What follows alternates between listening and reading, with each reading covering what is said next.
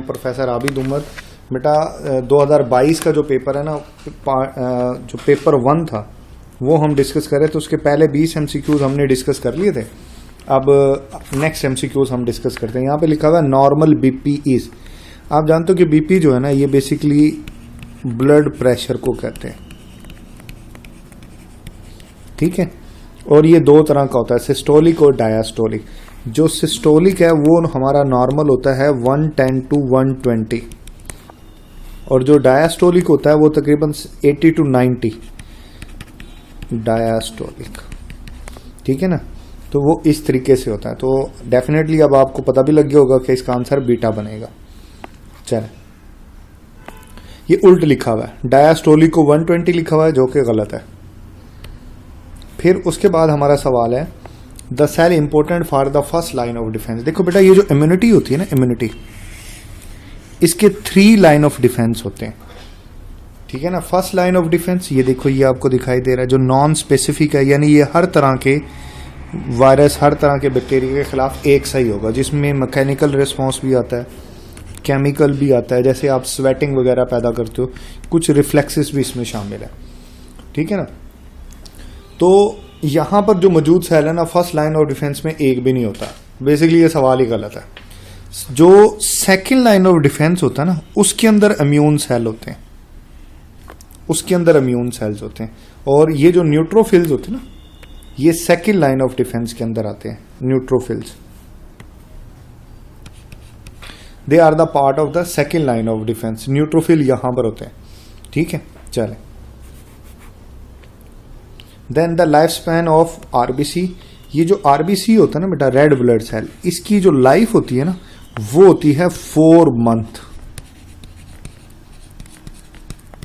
यानी आज जो RBC बना है 4 महीने तक जिंदा रहेगा, ठीक है ना। जो 4 मंथ है, आप जानते हो, वो तकरीबन बन जाते हैं 120 दिन। Cellular and humoral immunity. देखो, हमारे पास ना 2 तरह की इम्यूनिटी होती है। एक होती है सेलुलर, यानी जो सेल लेवल पर होती है, और एक होती है ह्यूमरल इम्यूनिटी, ठीक है ना।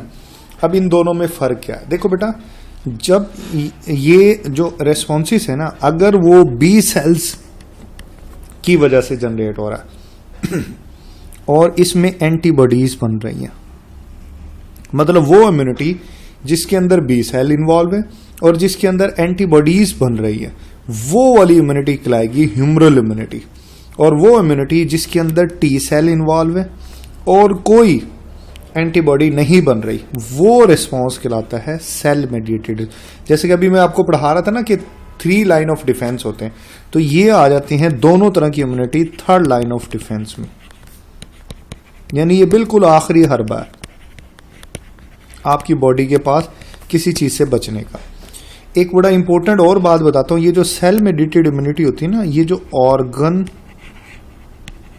ट्रांसप्लांट होता है ना, बाज़ औक़ात बॉडी उसको एक्सेप्ट नहीं करती, ऑर्गन ट्रांसप्लांट रिजेक्शन उसको बोलते हैं, उसमें भी यही इन्वॉल्व है। तो कॉमन आस्किंग MCQ है, इसलिए बता रहा हूँ। तो सेल मेडिएटेड इम्यूनिटी कौन सी होगी? वो इम्यूनिटी जिसके अंदर T लिम्फोसाइट शामिल हो। ह्यूमरल इम्यूनिटी वो होगी जिसमें B सेल्स हों और जिसमें एंटीबॉडीज बने। इस डेवलप्ड बाय, देखो ये दोनों डेवलप्ड होते हैं लिम्फोसाइट से, क्योंकि जैसे मैंने बोला कि B लिम्फोसाइट्स हैं, B लिम्फोसाइट, इसी तरीके से T भी लिम्फोसाइट्स हैं। ये दोनों लिम्फोसाइट्स की एग्जांपल्स हैं। ये देगा ह्यूमरल और ये देगा सेल मेडिएटेड इम्यूनिटी। चलो आगे मूव करते हैं। These cells are non nucleated. आपको पता है जो RBCs होते हैं ना, RBCs ये नॉन न्यूक्लिएटेड होते हैं। ये बात हो रही है मेच्योर RBC। जब RBC बनता है ना, तो उसमें न्यूक्लियस होता है, लेकिन इसको ना 95% जगह देनी होती है हेमोग्लोबिन को। तो हीमोग्लोबिन को जगह देने के लिए इसको अपना न्यूक्लियस खत्म करना पड़ता है। तो RBC में, मेच्योर RBC में न्यूक्लियस नहीं होता, तो इसलिए आंसर बनेगा बीटा।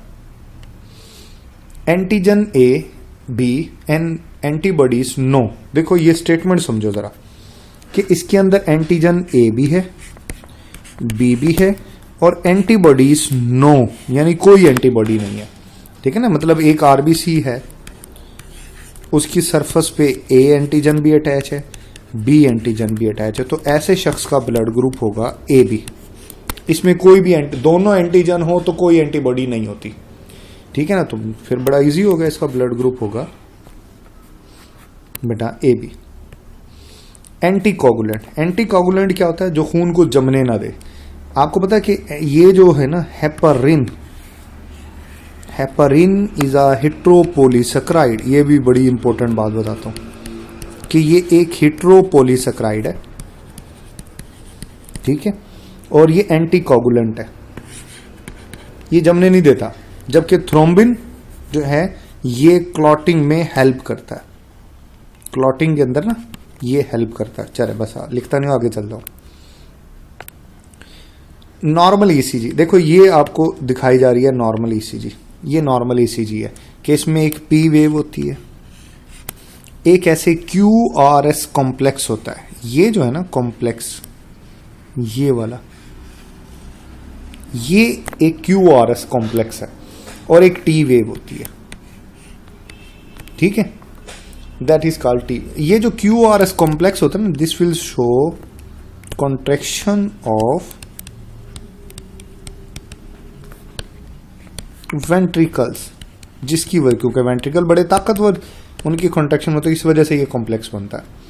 ठीक है ना, तो ये होता है QRS कॉम्प्लेक्स। देखो QRS कॉम्प्लेक्स, ये आंसर यहां पर है। ये एट्रियल सिस्टोल की वजह से होता है। सिस्टोल का माना भी कॉन्ट्रैक्शन होता है। और जो टी वेव होती है ये एट्रिया, यानी जो एट्रिया है और जो वेंट्रिकल्स हैं उनके डायास्टोल यानी रिलैक्सेशन की वजह से ये होती है। चलो, ये बातें बताने का मकसद ये कि बेटा इस एरिया से अगर कोई और एमसीक्यूज आता है ना तो आपको पता चल जाए। QRS कॉम्प्लेक्स होता है, दोनों मतलब बीटा और डेल्टा दोनों सेम है, तो इसलिए आंसर दोनों बन सकते हैं। The important cell in the blood clotting, देखो ब्लड क्लॉटिंग के अंदर जो इंपॉर्टेंट सेल्स होते हैं ना, ये प्लेटलेट्स होते हैं।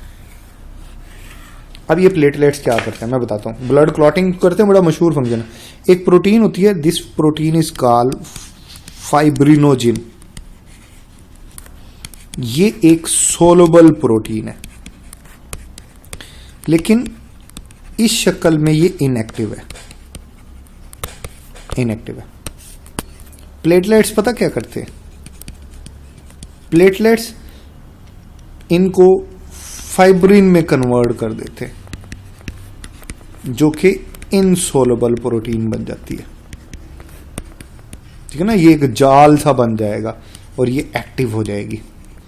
ये जाल जो है ना, जो फाइब्रिन का जो जाला बनेगा, उसके अंदर आरबीसीज फंस जाएंगे, तो वो उसी को तो क्लॉट कहते हैं। तो ये प्लेटलेट्स इसके अंदर हेल्प करते हैं आपको।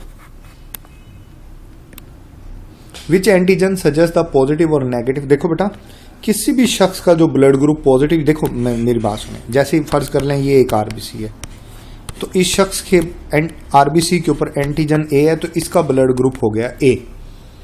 अच्छा, अब अगर इसके साथ RH एंटीजन है तो इसका ब्लड ग्रुप हो गया ए पॉजिटिव। और अगर सिर्फ आरबीसी है और सिर्फ ए है लेकिन ये RH नहीं है, तो ये इसका ब्लड हो गया ए नेगेटिव। अब इसके लिए ना जीन होते हैं जो कि ये बताते हैं। देखो ये वाले तो ए बी के लिए हैं, नेगेटिव पॉजिटिव के तो नहीं है, तो यही बन जाएगा डी। मतलब डी बेसिकली जो है ना वो जीन है, जिसको आप जीन है जो यूज किए जाते हैं, और इसको एंटीजन के तौर पे भी इसका नाम लिया गया, इसी को एंटीजन बोल रहे हैं। होता RS एंटीजन है। Which of the following is not the significant to maintain the quaternary structure of protein? देखो बेटा quaternary structure के अंदर जो है ना वो कोवलेंट बॉन्ड नहीं होते, बाकी हाइड्रोफोबिक इंट्रैक्शंस भी होती हैं, हाइड्रोजन बॉन्ड भी होते हैं, आयनिक बॉन्ड भी होते हैं। Which of the following is lipid exist in the polymeric form? देखो लिपिड असल में ना it is not a true polymer, बात समझने वाली है कि ये ना ट्रू पॉलीमर नहीं है, नॉट ट्रू पॉलीमर। क्यों? क्योंकि ट्रू पॉलीमर के लिए सिंगल मोनोमर पर वो चीज बनी हुई हो, एक ही तरह का मोनोमर हो, सिंगल हो, जिससे मिलके वो बनी हो, तो वो ट्रू पॉलीमर होता है। Lipid fatty acids plus glycerol का बना होता है, यानी दो चीजों पर ये मुश्तमिल है। तो जो चीज दो चीजों पर मुश्तमिल हो वो ट्रू पॉलीमर नहीं होती। एक ही चीज हो और वही बार बार बार बार आए तो पॉलीमर होता है। लेकिन लिपिड की एक मिसाल है जो कि ट्रू पॉलीमर की कैटेगरी में आती है, उसको कहते हैं टर्पिनाइड्स। इसके अंदर आइसोपेरिनाइड यूनिट्स पाए जाते हैं और ये एक ही होता है, एक ही तरह का होता है और बहुत सारे ये जुड़कर टर्पिनाइड बनाते हैं। ऐसा आपको कैरोटीनाइड में मिलेगा, आपको टर्पंटीन ऑयल होता है उसमें मिलेगा, रबड़ में आपको मिलेगा, ठीक है ना। तो ये टर्पिनाइड्स मतलब all lipids are not true polymer except terpenoid. Terpenoid true polymer है क्योंकि ये सिंगल आइसोपेरिनाइड यूनिट से मिलकर बने। Which is not the constituent of wax. बेटा वैक्स के अंदर जो है ये लॉन्ग चेन ऑफ अल्केन्स नहीं पाई जाती, बाकी तमाम चीजें वैक्स के अंदर पाई जाती है। ये एफएससी की बुक में भी पढ़ोगे ना तो वहां पे भी लिखा हुआ है, एफएससी पार्ट 2 में। फिर लिखा हुआ है lipid are richer source of energy due to, मैं बताता हूँ, लिपिड ज्यादा एनर्जी देते हैं क्योंकि एनर्जी देने वाला जो बॉन्ड है ना वो हाइड्रोकार्बन बॉन्ड होता है, CH बॉन्ड, ये बहुत ज्यादा पाए जाते हैं। और जो बॉन्ड एनर्जी बहुत कम देता है लिपिड के अंदर वो बहुत कम होते हैं। लिपिड के अंदर कार्बन हाइड्रोजन बॉन्ड ज्यादा होते हैं, कार्बन ऑक्सीजन बॉन्ड कम होते हैं, जिसकी वजह से लिपिड बाकी तमाम से ज्यादा एनर्जी देता है। तो आंसर बनेगा बीटा। उसने हाई लिखा है ना तो बीटा आएगा। Sequence of amino acid in protein is determined by the sequence. देखो बेटा किसी भी प्रोटीन को बनाने के लिए जो मालूमात चाहिए होती है ना वो डीएनए के अंदर मौजूद न्यूक्लियोटाइड पर मुश्तमिल होती है। देखो मतलब ये प्रोटीन बन रही है और ये मैसेंजर आरएनए की मदद से बन रही है, लेकिन मैसेंजर आरएनए जो मालूमात लेकर आता है वो लेकर आता है, देखो ये ना प्रोटीन बनने का अमल कैसे होता है। पहले डीएनए यूज होगा, डीएनए से बनेगा एमआरएनए, इस अमल को कहते हैं ट्रांसक्रिप्शन। ये हो भी रही है, ये ट्रांसक्रिप्शन हो रही है। देखो ना ये एमआरएनए बना है, ये एमआरएनए न्यूक्लियस को क्रॉस करके आएगा राइबोसोम के पास और राइबोसोम इसकी मालूमात को पढ़कर ये ट्रांसफर आरएनए उसके अकॉर्डिंग अमाइनो एसिड लेकर आ रहा है और ये अमाइनो एसिड ऐसे जोड़ते जाएंगे। यानी न्यूक्लियोटाइड में जो डीएनए में जो न्यूक्लियोटाइड की तरतीब होगी उसके हिसाब से अमाइनो एसिड की जो है ना वो जोड़कर प्रोटीन बनाई जाती है। बीटा इसका आंसर बनेगा। Which lipid is not acting as a regulatory factor of the human. देखो बेटा कोलेस्ट्रोल जो है ना ये रेगुलेटरी फैक्टर है, बाकी ये एस्ट्रोजन एंड्रोजन्स ये हमारे जो है ना ये सेक्स हार्मोन है तो ये तो रेगुलेट करते हैं। विच इज नॉट लिस्ट इज या सैचुरेटेड फैटी एसिड। देखो बेटा मेरी बात सुने, सैचुरेटेड फैटी एसिड कौन से होते हैं? Have only single bonds between carbon and carbon, यानी कार्बन और कार्बन के बीच में सिर्फ सिंगल बॉन्ड हो, डबल बॉन्ड को ना। ओलिक एसिड में डबल बॉन्ड होता है। ओलिक एसिड में कार्बन नंबर 9 और कार्बन नंबर 10 के बीच में एक डबल बॉन्ड होता है, जिसकी वजह से ये अनसैचुरेटेड कहलाता है। यानी जिसमें डबल बॉन्ड हो वो अनसैचुरेटेड कहलाते हैं, जिसमें सिंगल बॉन्ड हो वो क्या कहलाएंगे? सैचुरेटेड। बाकी तमाम सैचुरेटेड है। Which type of amino acid is present on the surface of tertiary structure? देखे ये ना जो टर्शियरी स्ट्रक्चर होता है ना उसके अंदर ना जस्ट फॉर एग्जांपल ये एक टर्शियरी स्ट्रक्चर है, ऐसे ग्लोबुलर होता है ये। इसके अंदर ना सेंटर पे ये सेंटर वाला इसका पार्ट होता है हाइड्रोफोबिक,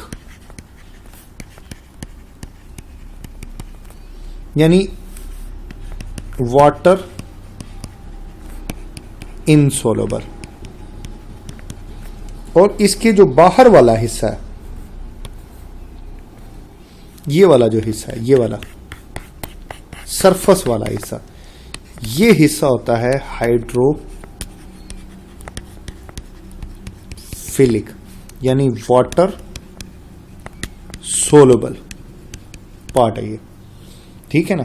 अब देखें टर्शियरी स्ट्रक्चर एक्वस सॉल्यूशन में अगर इसको रहना है, पानी में रहना है, तो बाहर इसको छुपाना पड़ता है, बाहर से इसको दिखाना पड़ता है कि मैं भी एक वाटर सोलुबल हिस्सा हूं, मैं भी पानी में हल होने वाला हूं, पानी का वाटर लविंग हूं, ठीक है ना, ये वाटर लविंग, मुझे पानी से कोई मसला नहीं। ये बज़ाहिर अपने आप को ऐसे दिखा रहा, हालांकि इसके अंदर ऐसा हिस्सा भी है जो पानी से नफरत करता है, वाटर हीटिंग है, वाटर इनसोलेबल है, लेकिन पानी में रहने के लिए ये कुछ इस तरह का स्ट्रक्चर अपना बना लेता है कि अपने बाहर सारा जो है ये वाटर सोलेबल हिस्सा बनाता है। ऐसा एंजाइम्स में ऐसा ही होता है ताकि एंजाइम पानी में रह सके, ठीक है ना। ये टर्शियरी स्ट्रक्चर जो है ना, तो सरफेस के ऊपर उसने पूछा तो डेफिनेटली हाइड्रोफिलिक अमीनो एसिड्स वहां पर पाए जाएंगे। All are the feature of unsaturated fatty acid. देखो बेटा अनसैचुरेटेड फैटी एसिड की फीचर्स होते क्या हैं, देखो अनसैचुरेटेड फैटी एसिड लिक्विड होते हैं एट रूम टेम्परेचर, क्योंकि ये लिक्विड होते हैं सारे, ये प्लांट्स ओरिजिन के होते हैं यानी ये प्लांट से हासिल होते हैं, ठीक है। हैव डबल बॉन्ड्स, ये भी मैं पहले बता भी चुका हूं आपको, double bonds between carbon and carbon, ठीक है ना, कि ये कार्बन, अब देखो ऑयल एट रूम टेम्परेचर बिल्कुल ठीक है। Cause the erythrosclerosis can not crystallise, ये भी ठीक है। ब्रांच चेन होते हैं, ये भी ठीक है। अब ये एरेथ्रोसेक्लोरोसिस नहीं करते, ये ना गुड फैट की कैटेगरी में आते हैं, गुड फैट। और गुड फैट जो होती है ना, ये आपकी खून की नालियों में जमती नहीं है, और खून की नालियों में चिकनाई का जमना दिस विल कॉल एरेथ्रोसेक्लोरोसिस। तो ये एरेथ्रोसेक्लोरोसिस नहीं करते, तो ये तो यानी ये इसका एक गुड फीचर होता है, तो ये इसका आंसर नहीं बनेगा। उसने पूछा कि बाकी सब है, ये नहीं है, तो एक्सेप्ट आ गया ना, तो इसका जवाब फिर यही बनेगा beta. Bonding responsible for helical structure. देखो बेटा ये जो हेलिकल स्ट्रक्चर होता है ना, इसको कहते हैं अल्फा हेलिक्स। ये बेसिकली होता है सेकेंडरी स्ट्रक्चर ऑफ प्रोटीन। कौन सा स्ट्रक्चर है? सेकेंडरी स्ट्रक्चर ऑफ प्रोटीन, ठीक है। अच्छा बच्चों, आपको अगर कोई बात समझ ना आए ना, तो आप कमेंट में मुझे बता सकते हो कि सर ये वाली बात नहीं समझ आ रही, तो किसी और वीडियो में मैं वो दोबारा से भी बता दूंगा। दूसरी बात, आप किस टॉपिक पर वीडियो सुनना चाहते हैं, कौन सा पेपर मैं सॉल्व करूं, किस चीज़ में आपको ज़्यादा मुश्किल आती है, वो आप कमेंट्स में मुझे बता सकते हो। या आपको ये लेक्चर कैसा लगा, अच्छा लगा नहीं लगा, ये भी आप मुझे बता सकते हो ना, ठीक है ना। तो ये आप कमेंट में आप बताएंगे मुझे, या किसी और टॉपिक को आप समझना चाहते हैं तो वो भी आप कमेंट में मुझे बता सकते हैं, तो मैं नोट ज़रूर करूँगा और इंशाल्लाह ज़रूर टाइम निकाल के वीडियो भी बनाऊँगा, ठीक है। तो मैं बता रहा था कि अल्फा हेलिक्स जो है ना, ये सेकेंडरी स्ट्रक्चर में पाया जाता है, और अल्फा हेलिक्स बनता ही हाइड्रोजन बॉन्ड की वजह से, हाइड्रोजन बॉन्ड की वजह से, तो इसलिए आंसर आ जाएगा beta. How many water molecule are liberated during the formation of triglycerol. देखो ये जो ट्राइग्लिसरॉल या ट्राइग्लिसराइड्स होते हैं ना, ये एक ग्लिसरॉल का मॉलिक्यूल, ये ग्लिसरॉल है, और 3 फैटी एसिड के जुड़ने से बनता है। अब ये देखो ये 3 फैटी एसिड है, fatty acid number 1, fatty acid number 2, fatty acid number 3। इसका OH और इसका H मिला तो एक वाटर मॉलिक्यूल यहां बना, एक यहां बना, एक यहां बना, तो टोटल 3 वाटर मॉलिक्यूल रिलीज होते हैं, और 3 ही 3 एस्टर बॉन्ड इसके दरमियान में बन जाते हैं, और ये स्ट्रक्चर कहलाता है ट्राइग्लिसराइड, या इसको न्यूट्रल लिपिड भी बोलते हैं। न्यूट्रल लिपिड इसको क्यों बोलते हैं? न्यूट्रल लिपिड इसको इसलिए बोलते हैं क्योंकि यहां पर अल्कोहल के सारे H और एसिड के सारे OH यूज हो चुके हैं, और ये नेचर में न्यूट्रल हो गया, तो यहां पर आंसर बनेगा 3। 1 ester bond is equal to 1 water molecule. In chitin at carbon number 2, sorry in chitin at the carbon 2 hydroxyl group is replaced by, देखो बताता हूं, ये है कार्बन नंबर 1, ये है कार्बन नंबर 2। कार्बन नंबर 2 में जहां नॉर्मली ग्लूकोज के अंदर बेटा OH ग्रुप होता है, वहां पर ये वाले ग्रुप ने इसको रिप्लेस कर दिया, that is called an acetyl group. ये लिखा भी हुआ है, ठीक है ना। तो ये जो काइटन होती है ना, ये इसका मोनोमर होता है एन एसिटाइल ग्लूकोजामिन। ये बेसिकली होमोपोलीसेक्राइड की एग्जांपल है,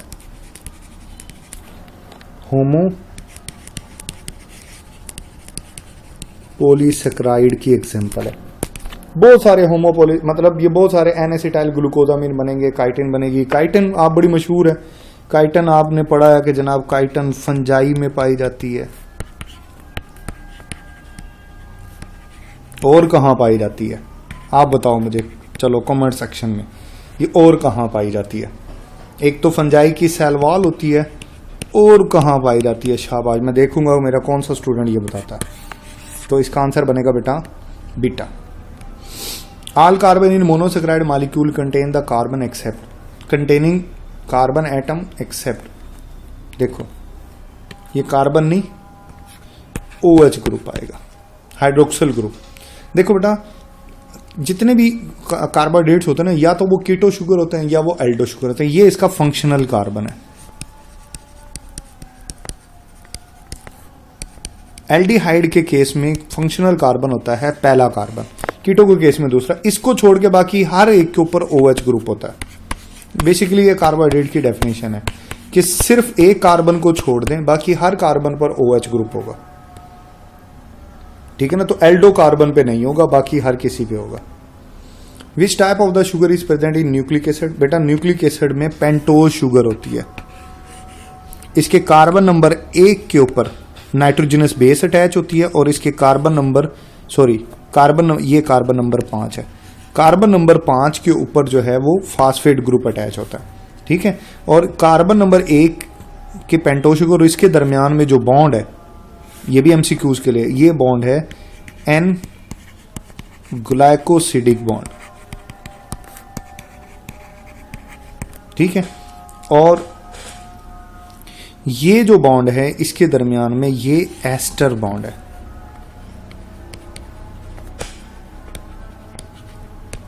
that is called ester bond. तो बेटा ये तो डेफिनेटली हमारा जवाब बनेगा पेंटोज शुगर। पेंटोज तो नहीं बनेगा, बनेगा राइबोज, क्योंकि पेंटोज में राइबोज होती है।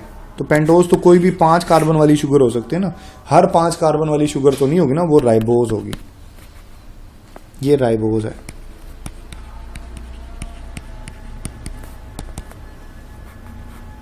जो कि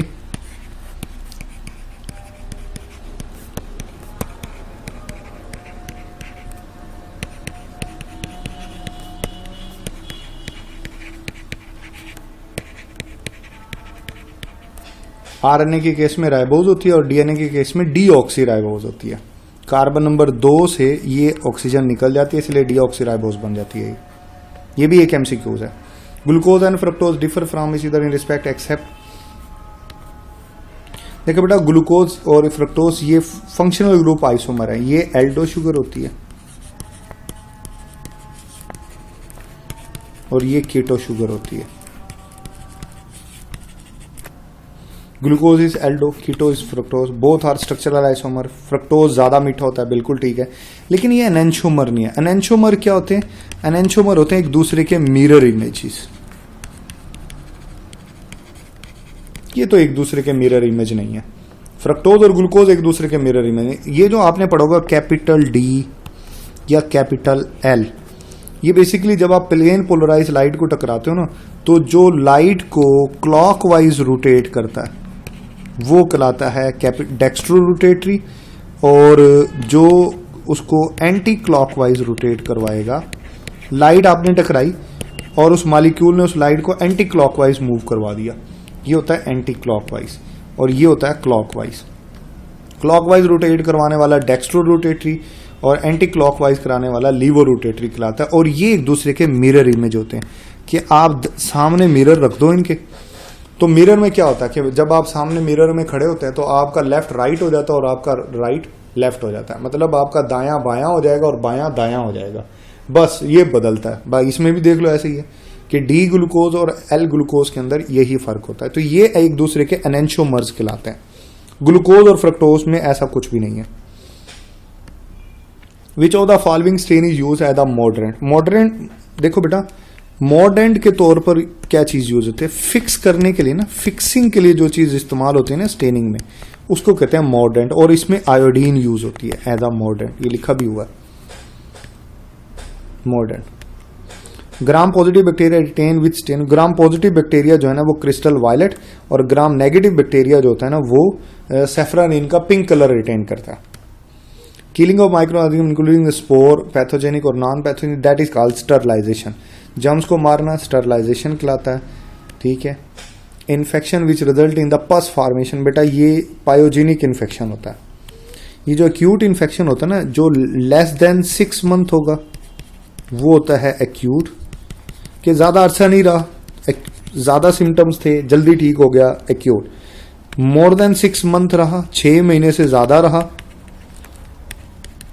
लेकिन सिम्टम्स इतने ज्यादा नहीं थे, तो वो हो गया जो है ना वो क्रोनिक। फोकल होता है किसी भी लोकल एरिया में होने वाला इन्फेक्शन, ये लिखा हुआ है।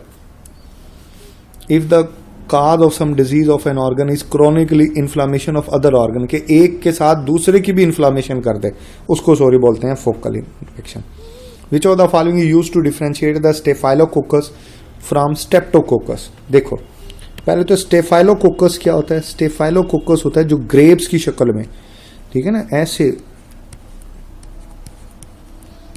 ऐसे ग्रेप्स की शक्ल में बहुत सारे बैक्टीरिया पाए जाए, और स्टेप्टोकोकस होता है कि ऐसे चेन की शक्ल में बैक्टीरिया हो, बस ऐसे चेन सी हो, ट्राइकोम, ये होता है स्टेप्टोकोकस। तो बेटा ये जो कैटालेज टेस्ट होता है ना, ये इस्तेमाल होता है, कैटालेज टेस्ट इस्तेमाल होता है। कैटालेज टेस्ट में क्या होता है कि आप इसके अंदर जो ये जो होता है ना आपका स्टेफाइलोकोकस, इसके अंदर होता है कैटालेज। आप इसके अंदर हाइड्रोजन पेरोक्साइड डाल दो तो बबल बन जाएंगे, बबल बन गए तो इसका मतलब ये है स्टेफाइलोकोकस, और बबल ना बने इसका मतलब है ये स्टेप्टोकोकस है। बड़ा आसान सा टेस्ट है, तो ये कैटालेज टेस्ट होता है। Staphylococcus urease produce which one of the following enzyme, बेटा ये कोगुलेज एंजाइम पैदा करता है। ये माइक्रोबायोलॉजी के एमसीक्यूज हैं, ठीक है ना।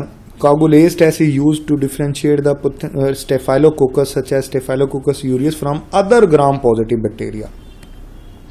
Which of the following tests is used to the typhoid? Typhoid का बहुत मशहूर टेस्ट है, वाइडाल टेस्ट इस्तेमाल होता है। अलीजा टेस्ट क्या होता है? अलीजा टेस्ट ना पहले तो ये होता है एंजाइम लिंक्ड इम्यूनो एसे सॉर्बेंट। बेसिकली इसके अंदर ना ब्लड के अंदर एंटीबॉडीज चेक की जाती है, ठीक है। ये एड्स में भी इस्तेमाल होता है, वायरल बीमारियों में इसका ज्यादातर इस्तेमाल है, हेपेटाइटिस वगैरह में भी। इसी तरह पीसीआर भी एड्स में भी इस्तेमाल होता है। ये जेनेटिक डिजीजेस या जेनेटिक चेंजेस, क्योंकि वायरस बड़ी जल्दी से जेनेटिक वेरिएशन लेकर आता है, तो पीसीआर और एलिजा टेस्ट बड़े इफेक्टिव होते हैं वायरल डिजीजेस के अंदर। Which of the following fermentation produce the yoghurt, वो बेटा बड़ा सिंपल है। ये जो लैक्टिक एसिड फर्मेंटेशन होती है ना, ये दही, क्योंकि एक पनीर है, दही जो है ना वो फर्मेंटेशन से पैदा होती है, तो लैक्टिक एसिड फर्मेंटेशन ये पैदा करती है। Most common gene transfer in gram negative bacteria take place by, देखो बेटा बैक्टीरिया टू बैक्टीरिया अगर जीन ट्रांसफर हो रहा है तो इसको कहा जाता है कंजुगेशन, ठीक है। और अगर वायरस टू बैक्टीरिया ट्रांसफर हो रहा है तो इसको कहा जाता है ट्रांसडक्शन, ठीक है। और अगर आप प्लाज्मिड के जरिए कर रहे हो या कोई भी इन्वायरमेंट, जैसे माइक्रो इंजेक्शंस यूज होते हैं, थ्रू बैक्टीरिया आप जीन को ट्रांसफर कर रहे हो या किसी ऑर्गन को दे रहे हो, तो ये कहलाती है ट्रांसफॉर्मेशन,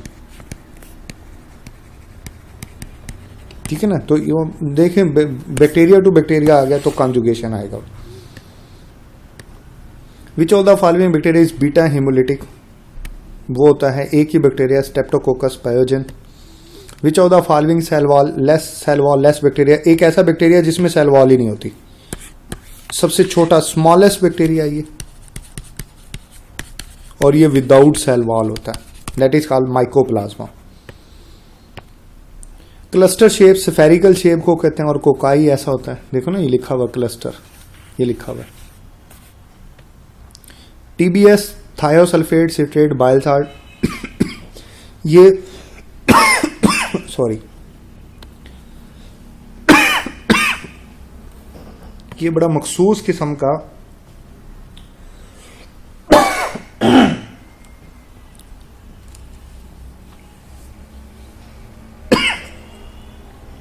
ये बड़े मखसूस किस्म का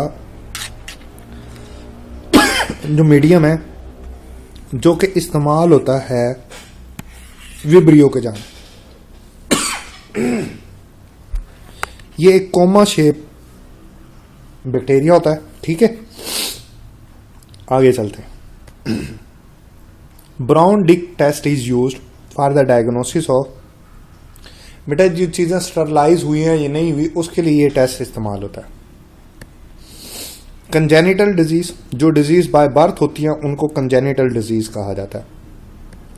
यहां पे हमारे एमसीक्यूज मुकम्मल हुए। देखो बेटा अब ना मैं आपको एक बात बताता जाऊं कि एनाटॉमी में से ना ऐसे 3 सवाल आएंगे और ये तीनों आपको करने होंगे।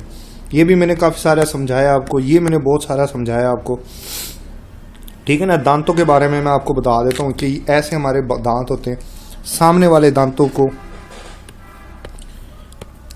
ऐसे इंसाइजर्स कहा जाता है, ठीक है। जो नुकीले दांत होते हैं यहाँ पर these are called canine teeth, ठीक है। फिर होते हैं प्री मोलर टीथ और फिर फाइनली जो है ना वो मोलर टीथ होते हैं, ठीक है। तो ये ऐसे ही दांत हमारे ऊपर होते हैं और ऐसे ही दांत हमारे नीचे होते हैं। सामने वाले ये इंसाइजर्स हैं, फिर होते हैं कैनाइन, फिर होते हैं जो है ना ये प्री मोलर को ही बाइकस्पिड टीथ जो है ना वो कहा जाता है। मतलब ये अरेंजमेंट आपको याद करनी है, इनकी तादाद याद करनी है। बड़ा आसान सा क्वेश्चन था ये। एक्टिव ट्रांसपोर्ट क्या होती है कि जो देखो एक्टिव ट्रांसपोर्ट होती है जो कि low concentration to high concentration हो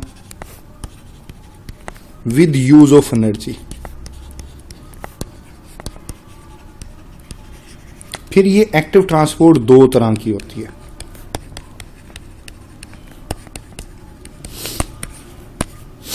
इसमें बड़ी डिटेल लिख सकते हो आप, बहुत सारी डिटेल लिखी जा सकती थी इसमें।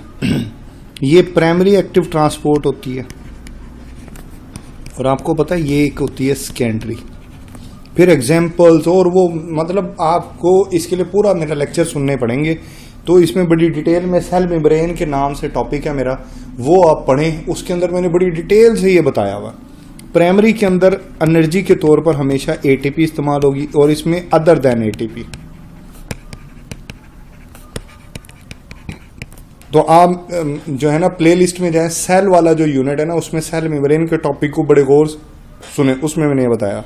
फिर इसी तरीके से ये वाला हिस्सा भी मैंने समझाया हुआ, आप प्ले लिस्ट में जाएं। इम्यूनिटी वाला टॉपिक है वो आप first line of defence, second line of defence, third line of defence सारे मैंने बड़ी डिटेल से समझाए हुए, आप वो लें टॉपिक, ठीक है ना। अनीमिया का टॉपिक बहुत आसान है। एक बच्चा मुझसे पूछ रहा था इतना बड़ा सवाल कैसे करें।